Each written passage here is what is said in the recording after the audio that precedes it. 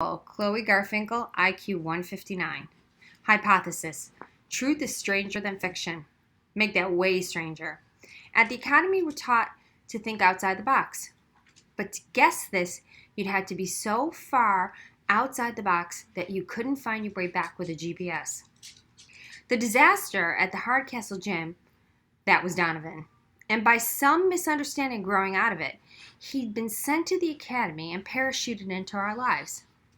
Abigail had been right, as usual. He didn't belong. She'd said it first, but since then, every one of us had at least thought it. He'd never belonged. There was not a single imaginable reason why Donovan Curtis should ever set foot inside the academy again. Hypothesis. I don't care. I miss him too, Chloe, Oz admitted when I finally cracked in front of him. I think we all do, but there's no way he can ever come back. Why not? I demanded. For starters, because it comes from Dr. Schultz himself, and his word is law in this district. And second, because there's a dozen of requirements for admissions into the academy, and Donovan meets in none of them. Besides, what would he do here? What did he do when he was here? I countered. He brought us to life. He turned Tin Man from a nameless machine into part of the family. We got spirit from him that we don't have anymore. And next week we're going to sleepwalk into the robotics meet and finish dead last when we could have won it all. I don't know if I even want to go to the school anymore. He was horrified. Chloe, you need the level of academic challenge. That academic challenge landed me in summer school, I snapped. And in case you forgot, Donovan had a solution for that too. And we threw him out. Katie had a choice, Oz argued. She could have stayed with us and finished the course. Why would she, after the way we treated her brother? I don't blame her a bit. I blame us. Hypothesis. Desperate times call for desperate measures. I was so upset that I did something I'd never done. I cut school that afternoon. Not just a class or two, all of it. I hopped on a crosstown bus and rode east towards the one person who could help, if anyone could. I was going to Hardcastle Middle School to find Donovan. The ride was endless, slow, stopping at every tiny street along the way. I kept checking the time on my phone, but it didn't move the bus any faster. I was sure what the schedule was at Hardcastle, but dismissal had to be coming up pretty soon.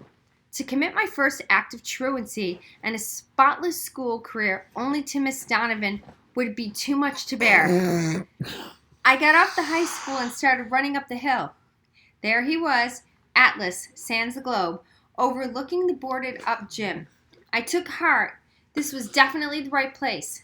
But my first sight of the middle school almost took my breath away. They were already coming out, swarming all over campus, crowding onto buses. I ran into the midst of the crowd, frantically scanning faces on the off chance I'd find one that I was searching for. Out of more than 900. They all seemed familiar and unfamiliar at the same time. I'd probably seen many of them at the dance. But that didn't matter. Nobody was familiar enough. I was beginning to get some strange looks. Is Donovan Curtis around? I asked one boy. His response was a blank stare. His companion shoved him. The dude who dissed the basketball team. You know him, I prompted. Not really. Hypothesis. Donovan made a bigger impression in just a few weeks at the academy than nearly 3 years here. I caught a glimpse of how someone could disappear amongst a student body and more than 300 at each grade level. It could never happen at my school. You were famous for what you knew or what you could do or what you might become. Or in Donovan's case, even for what you didn't know. I tried another kid, a girl this time. Do you know Donovan Curtis? She shrugged. I heard he transferred to the academy. I think he's back, piped up a boy behind her. Isn't he the guy who won the toilet award? Probably. It sounded like him. Have you seen him anywhere? Another shrug. Hypothesis. Non-academy kids were very loose in the shoulders. I always envied them their relaxed, casual attitude, something that never came naturally to us in the gifted program. But right now I felt like I was drowning and nobody cared enough to throw me a life preserver. By the time some of the school buses had taken off and the crowd was thinning out, an ugly truth began weighing me down like a heavy meal. I wasn't going to find him.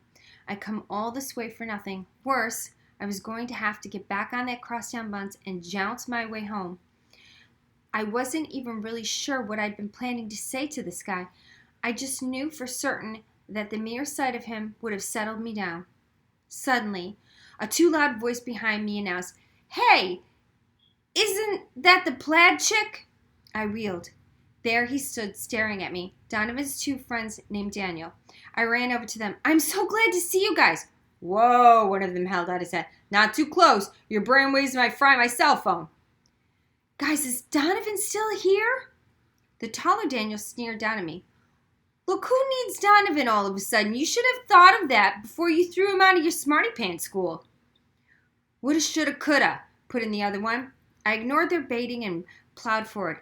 "I totally agree with you. If it was up to me, Donovan would still be at the academy. That's what I came here to talk to him about. Has he left yet?" "He wasn't in school today," the taller Daniel said finally. "Schultz took him to the meet with the school district's insurance company. You know the guy who busted the gym, right?" He's the guy who busted the gym, right?" "We were eyewitnesses," added the other one, and went into this ridiculous story about how Donovan had, for no reason at all, whacked a statue in the rump with a tree branch, and all the damage had happened because the globe had been disconnected and rolled down the hill. I was just about to say, "How stupid do you think I am?" when it dawned on me that the story was totally Donovan. It was exactly why he was so needed at the academy. None of us ever did anything without thinking it out in detail, making an elaborate plan. Donovan acted, whether it was hitting a statue or naming a robot or stealing a motor or finding someone to teach human growth and development, because she was human growth and development. For Donovan, it was all as natural as breathing. "Well," I stammered, "can you give me his phone number? I really need to talk to him." Taller Daniel was indignant. "And give you brainiacs another chance to make him feel stupid? No way. He's miserable enough." And then, as if I had sufficiently humiliated myself, I began to sob like a heartbroken child. Part of it was pure frustration with the wild goose chase. The fact that these two jerks could easily have put me in touch with Donovan, but they wouldn't. And part of it was this. I had been so wrapped up in what we'd lost, how we'd suffer, the fact that we'd have to go to summer school, I'd never even wasted a thought on how Donovan must have felt about all of this. How selfish was I? Hypothesis: we don't deserve Donovan at the academy. "Hey, wait a minute," the other Daniel explained. "What are you doing?" "Go ahead," I sniffed. "Let me have it. Make fun of the academy nerd crybaby. All I wanted to do was let him know how much we miss him and how we've all been like zombies since he left. Next week is a robotics meet we've been preparing for all year, and now nobody even wants to go. I didn't come here to make him feel bad. I came to tell him how sorry we are." I fell silent, catching my breath and waiting for them to laugh in my face. This was one more thing to regret for poor Donovan. He had such lousy friends. The shorter Daniel took something out of his pocket and began unfolding it meticulously. It was a TGI Fridays napkin, crushed for who knows how long in a linty pocket. He handed it to me, and I blew my nose gratefully. Neither of them spoke. It was the first time I'd ever seen those guys at a loss for a snide remark. Finally, the taller Daniel spoke up. "When did you say that robotics meet was?" "Cheating investigation, interview with Noah Euclid, Mrs. Bevilacqua." "No, you may not film the interview. I've already made enough appearances on your YouTube channel, but we'll have that conversation on another day." We should reach 10,000 hits sometime next week.